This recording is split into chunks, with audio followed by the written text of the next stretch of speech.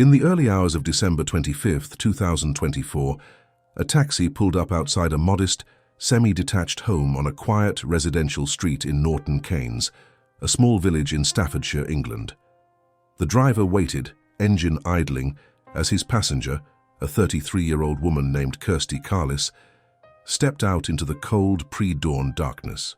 She carried no handbag, no phone in her hand, nothing that suggested she was dressed for a Christmas morning visit. What the driver could not see, concealed beneath her coat, was a 12-inch kitchen knife she had taken from her own home less than an hour earlier. She told the driver to wait. She would be back in a minute, she promised. She never returned. Instead, within 2 minutes of entering that house through a door, she unlocked with her own spare key. Kirsty Carless would plunge the blade into the chest of her ex-partner, Lewis Price, piercing his heart and lung in a single catastrophic strike. Lewis would collapse in the back garden, bleeding out on the conservatory floor as his family and friends scrambled to save him. By 3:46 that morning, he was pronounced dead. Kirsty fled the scene, returning to the waiting taxi, and confessed to her stepfather within the hour. This is the story of a murder that unfolded not in the heat of an unplanned argument, but in a sequence of deliberate, traceable decisions, a story of jealousy, addiction, and a system that flagged the danger but could not stop it. Before we go deeper, subscribe if you love true crime documentaries and tell me in the comments where you're watching from. To understand how Christmas Day 2024 became a crime scene, you have to go back years, back to the beginning of Kirsty and Lewis's relationship, and further still, to the fractured lives they each carried into it.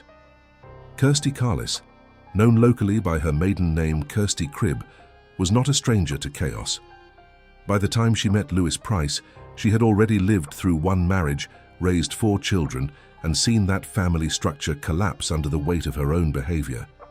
Friends and relatives later described a woman who could be warm, funny, and fiercely loving, but also erratic, impulsive, and prone to obsessive patterns. One of the most telling details to emerge during the trial was her compulsive redecorating habit.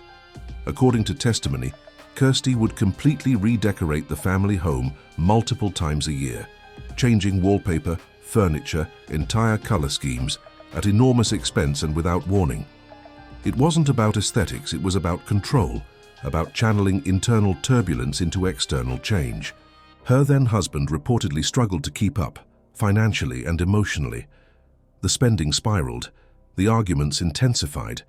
Eventually, the marriage fell apart. After the divorce, Kirsty's life grew even more unstable. At one point, social services intervened, and relatives took over care of her children. It was during this period, adrift, isolated, and grappling with substance use, that Kirsty met Lewis Price. Louis, by all accounts, was a different kind of person.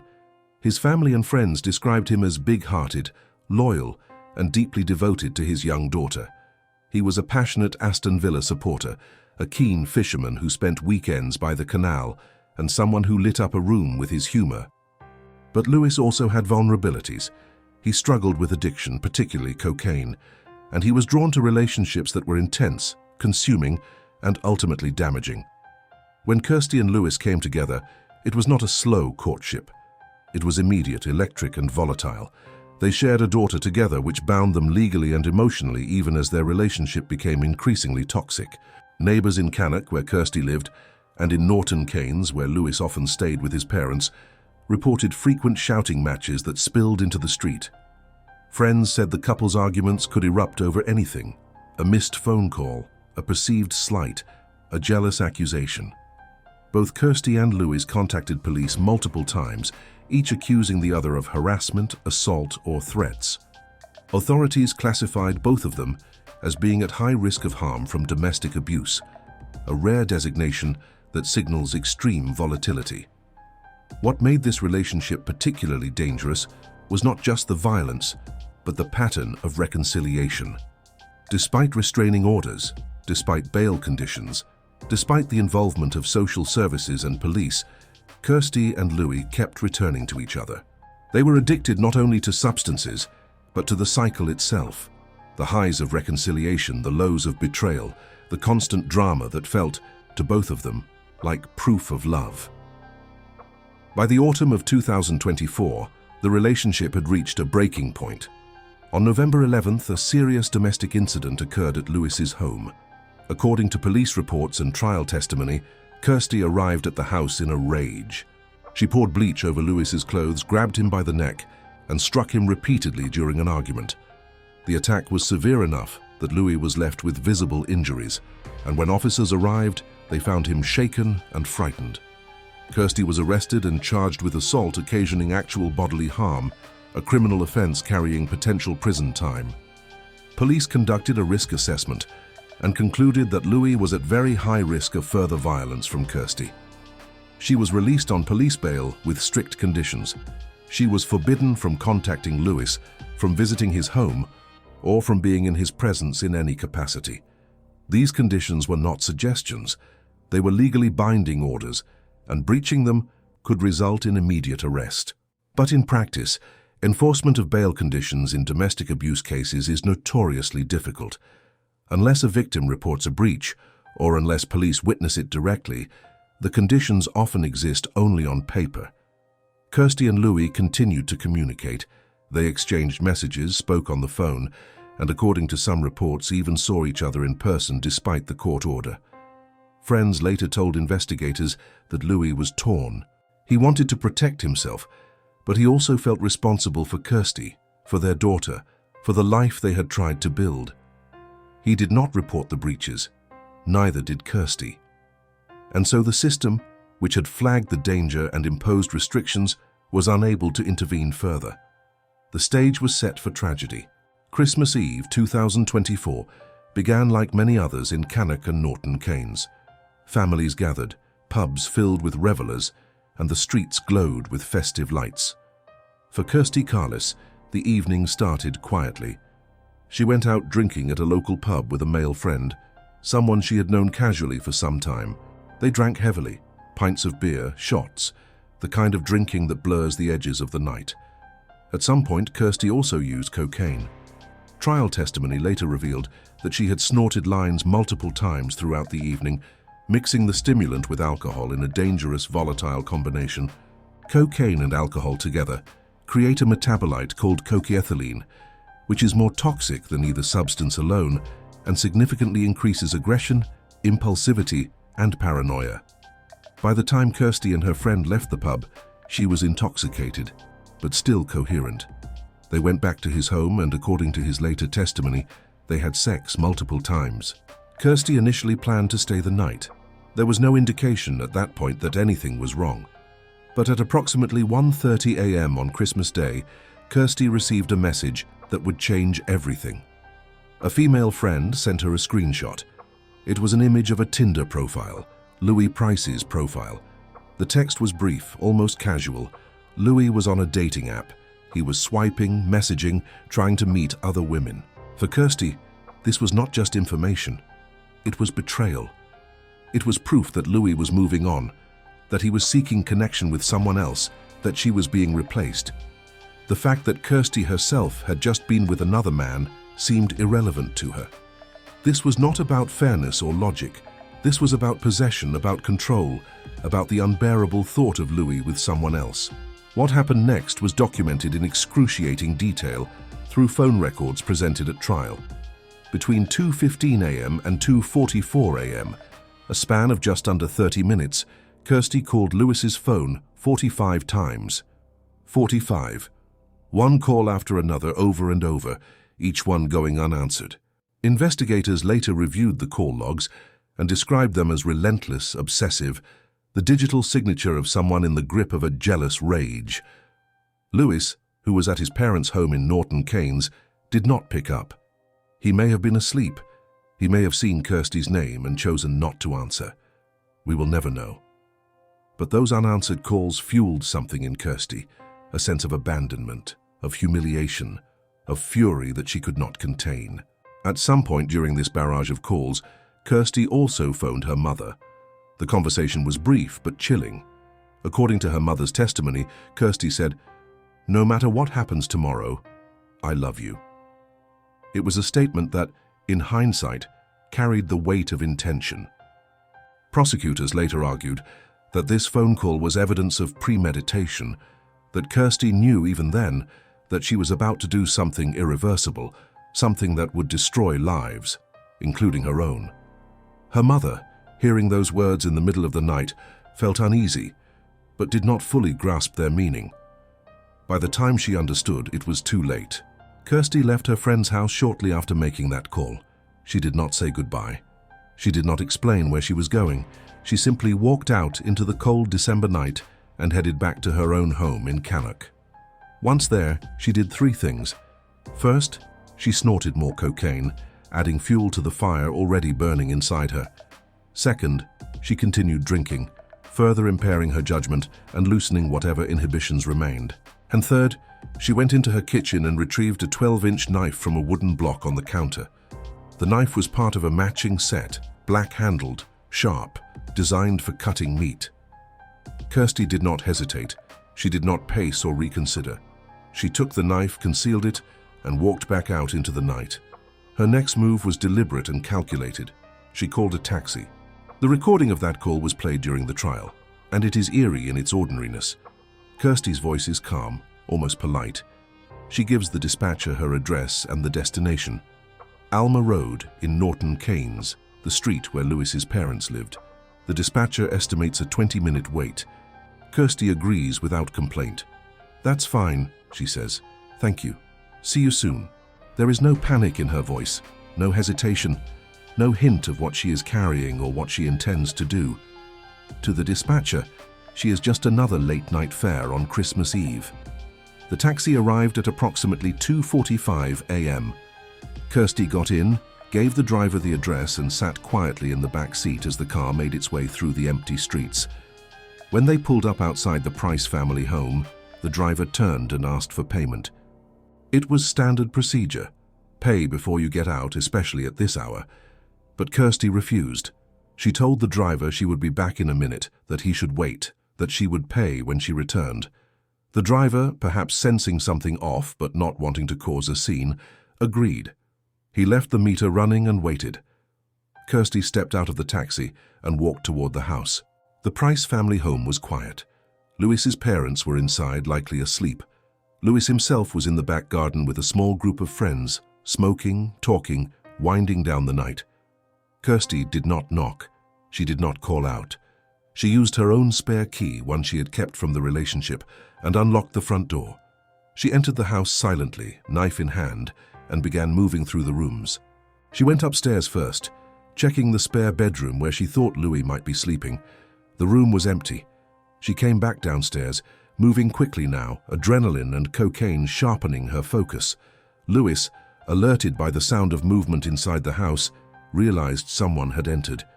He came inside from the garden, heading toward the conservatory at the back of the house. That is where Kirsty found him.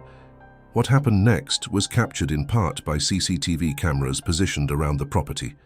The footage, which was shown to the jury, is brief but devastating.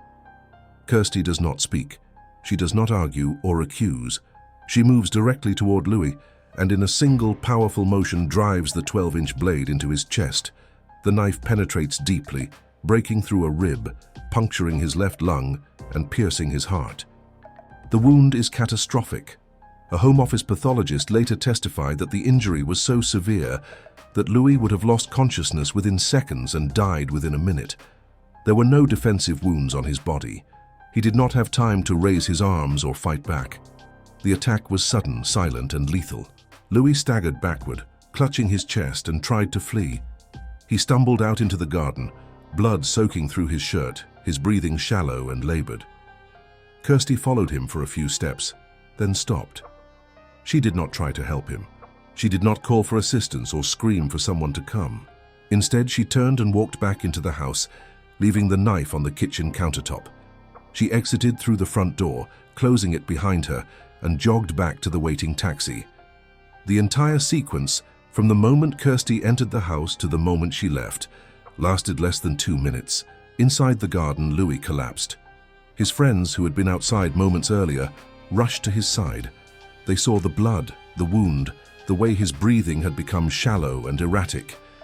Someone called 999. Paramedics were dispatched immediately, and police were notified that a stabbing had occurred. But even as emergency services raced toward Norton Keynes, Louis Price was already dying. His heart, pierced by the blade, could no longer pump blood effectively. His lung, collapsed and filling with fluid, could not oxygenate what little blood remained in circulation. By the time paramedics arrived and began resuscitation efforts, it was too late. At 3:46 a.m. on Christmas Day 2024, Louis Price was pronounced dead. Kirsty, meanwhile, had climbed back into the taxi. The driver, who had been waiting as instructed, noticed immediately that something was wrong. Kirsty was agitated, breathing hard, her eyes wide.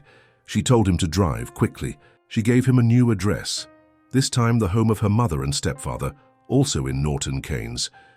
The driver, uneasy but unsure what else to do, complied. The journey took only a few minutes. When they arrived, Kirsty paid the fare without a word and got out. She walked up to her parents' front door and knocked. Her stepfather answered. What Kirsty said next would seal her fate. She confessed. She told him in blunt, unambiguous terms that she had stabbed Louis. She said she had done it because he was on Tinder, because he was trying to move on, because she could not stand the thought of him with someone else. Her stepfather, horrified and disbelieving, asked her to repeat herself. She did. There was no ambiguity, no room for misunderstanding. Kirsty had killed Louis Price, and she knew it. Her stepfather immediately called the police. He gave them the address, explained what Kirsty had told him, and stayed on the line until officers arrived. Within minutes, police cars pulled up outside the house. Officers entered, found Kirsty sitting in the living room and placed her under arrest. The recording of that arrest was later played in court. An officer's voice is calm but firm. Kirsty, I need you to stand up for me, love. Kirsty, listen to us. I'm arresting you for the murder of Louis Price. You do not have to say anything, but it may harm your defense if you do not mention when questioned something which you later rely on in court. Anything you do say may be given in evidence. Kirsty stood, silent and unresisting, and was led out to the police car. She did not cry. She did not ask about Louis. She did not say a word. The investigation into Louis Price's murder moved swiftly, in part because the crime itself was so clearly documented. Detectives arrived at the scene on Alma Road within an hour of the stabbing. They found the knife on the kitchen counter, exactly where Kirsty had left it.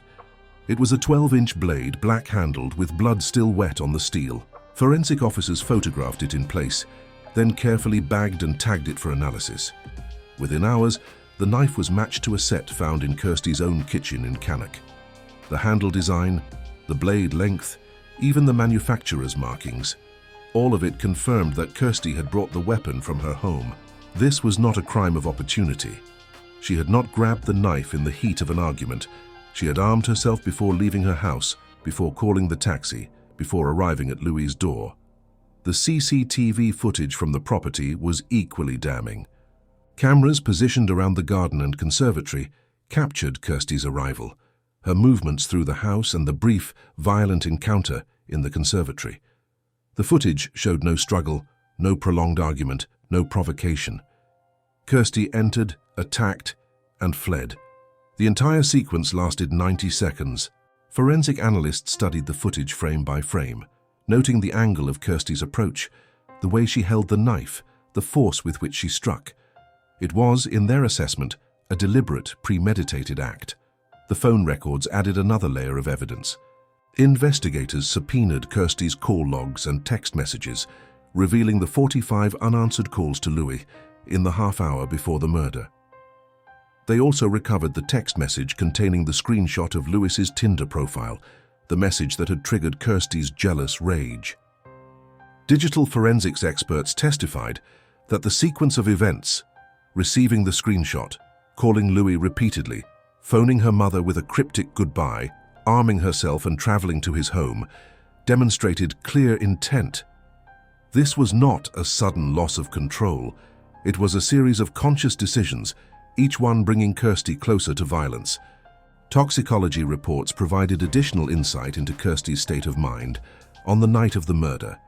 Blood samples taken shortly after her arrest revealed that her blood alcohol concentration was 159 milligrams per 100 milliliters, nearly twice the legal driving limit of 80.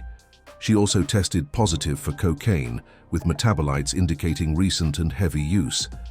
Forensic toxicologists explained that the combination of alcohol and cocaine creates cocaethylene, a compound that significantly increases aggression, impulsivity, and risk-taking behavior. However, they also noted that intoxication does not equate to incapacity. Kirsty was able to call a taxi, give coherent directions, use a key to unlock a door, and navigate through a house in the dark. She was able to plan, to execute, and to flee. Her intoxication may have lowered her inhibitions, but it did not rob her of intent.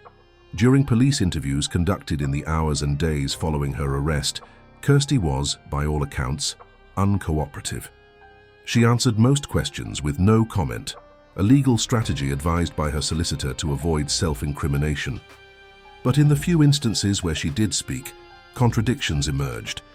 At one point she claimed she could not remember stabbing Lewis, that the entire sequence of events was a blur. At another, she suggested she had found the knife at Lewis's house, not brought it from her own. When confronted with the forensic evidence, the matching knife set, the CCTV footage, the phone records, she fell silent. Detectives later described her as oddly calm, almost detached, as if the reality of what she had done had not yet penetrated. One investigator noted that Kirsty never asked about Louis's condition, never expressed remorse or regret, never asked about her daughter. It was as if, in her mind, the murder had solved a problem rather than created one. The case moved through the criminal justice system with unusual speed. By January 2025, Kirsty Carless had been formally charged with murder and possession of an offensive weapon. She entered a plea of not guilty to murder, but guilty to manslaughter on the grounds of diminished responsibility. Her defense team argued that Kirsty's mental state at the time of the killing, shaped by years of trauma, addiction, and emotional instability, had impaired her ability to form the intent required for a murder conviction. They pointed to her history of erratic behavior, her compulsive patterns, her substance abuse, and her claim that she could not remember the act itself. Psychiatric experts were called to assess whether Kirsty met the legal threshold for diminished responsibility, a partial defense that, if accepted, would reduce her conviction from murder to manslaughter and significantly lower her sentence. But the prosecution's case was too strong. The Crown Prosecution Service presented a mountain of evidence demonstrating that Kirsty's actions were not the result of a dissociative episode or impaired judgment, but of deliberate, calculated intent. They highlighted the 45 phone calls, the cryptic message to her mother, the act of arming herself, the taxi journey, the use of a spare key to enter the house, and the single powerful stab wound delivered with enough force to break a rib and pierce a heart. They called expert witnesses who testified that while Kirsty was intoxicated, she was not incapacitated. She was able to plan, to navigate, to execute. Most damning of all was the CCTV footage, which showed no hesitation, no confusion, no moment of doubt. Kirsty entered the house, found Louis, and struck. It was not a crime of passion. It was an assassination. The trial began in July 2025 at Stafford Crown Court. It lasted 2 weeks, during which the jury heard testimony from over 30 witnesses, including police officers, forensic experts, Lewis's friends and family, and Kirsty's own relatives. The courtroom was packed each day, with Louis's family wearing T-shirts emblazoned with "Justice for Louis" in the public gallery. Kirsty sat in the dock, often staring straight ahead, her expression blank. She did not testify in her own defense. The jury, composed of 7 men and 5 women, deliberated for just over a day. On the afternoon of the final day, they returned to the courtroom and delivered their verdict. Guilty of murder, guilty of possession of an offensive weapon. The verdicts were unanimous. Kirsty showed no visible reaction. She did not cry, did not speak, did not look at the gallery where Lewis's family sat weeping. Sentencing took place immediately. The judge, addressing Kirsty directly, described the murder as a jealous, premeditated attack, driven by possessiveness and rage. He noted the vulnerability of the victim, the use of a weapon brought from Kirsty's own home, and the fact that she had fled the scene without attempting to summon help. He acknowledged her guilty plea to manslaughter, but rejected the defense's argument for diminished responsibility, stating that the evidence demonstrated clear intent and planning. The judge sentenced Kirsty Carless to life in prison, with a minimum term of 25 years before she can be considered for parole. At the earliest, she will be 58 years old when she becomes eligible for release, and even then she will remain on life license, subject to recall if deemed a risk.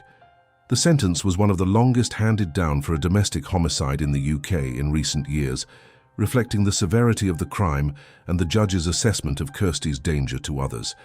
In the aftermath of the trial, Louis Price's family spoke publicly for the first time. His mother, Eleanor Price, delivered a victim impact statement that was read aloud in court. She described Louis as a funny, beautiful man who had been murdered by the woman he loved. She spoke of the unbearable pain of outliving her child, of the Christmas days that would forever be marked by grief, of the granddaughter who would grow up without her father.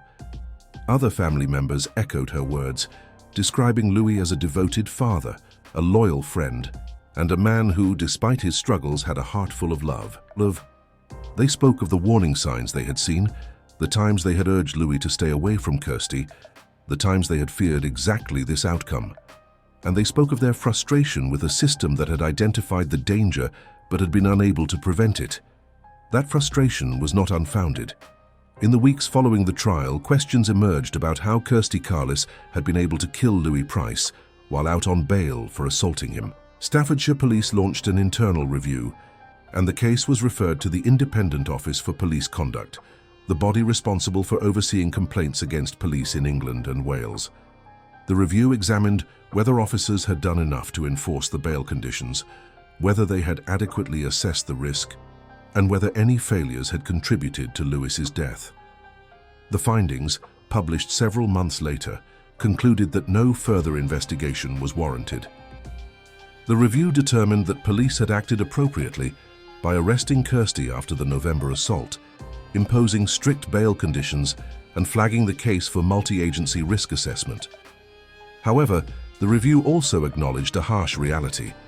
Bail conditions are only as effective as the willingness of victims to report breaches and the ability of police to monitor compliance. In cases of domestic abuse, where victims are often emotionally entangled with their abusers, enforcement is notoriously difficult. Louis had not reported any breaches. Kirsty had not been caught violating the conditions, and so the system, which had done everything it was designed to do, was powerless to intervene further. The case of Kirsty Carless and Louis Price has sparked broader conversations about domestic violence, particularly about male victims and female perpetrators. Statistics show that the overwhelming majority of domestic homicides are committed by men against women, but cases like this one, where a woman kills her male partner, though rarer, are no less devastating. Detectives who worked the case noted that male victims of domestic abuse often face unique barriers to seeking help. There is stigma, a sense that men should be able to defend themselves, a fear of not being believed or taken seriously. Louis Price had contacted police multiple times, had expressed fear of Kirsty, had visible injuries from her attacks. And yet he continued to engage with her, continued to answer her calls, continued to hope that things would change. Police and domestic violence advocates have used this case to encourage male victims to take threats seriously, to report breaches of protective orders, and to seek help before it is too late. They have also emphasized that domestic violence is not about physical strength, but about control, coercion, and the willingness to use violence to enforce that control. Kirsty Carless may have been smaller than Louis Price, but she was no less dangerous. The legacy of this case extends beyond the individuals involved. It is a reminder of the limits of the criminal justice system, of the difficulty of predicting and preventing intimate partner violence, and of the thin line between intervention and tragedy. It is also a reminder of the human cost of addiction, jealousy, and untreated mental health issues. Kirsty Carless is now serving a life sentence in a women's prison in England. She will spend the next quarter century behind bars, and possibly the rest of her life, depending on whether parole boards ever deem her safe for release. Lewis Price is buried in a cemetery in Staffordshire, his grave marked with flowers and tributes from family and friends. His daughter, who was only a toddler when her father was killed, will grow up knowing him only through photographs and stories. The Price family continues to speak out about domestic violence, to honor Lewis's memory, and to push for systemic changes that might prevent similar tragedies. And in Norton Keynes, on the quiet street where Lewis died, life has slowly returned to normal. But for those who knew him, for those who loved him, Christmas will never be the same. The case of Kirsty Carless is a chilling true story, a real crime documentary come to life, a dark history of love turned lethal, and a sobering reminder that the most dangerous place is often inside the home.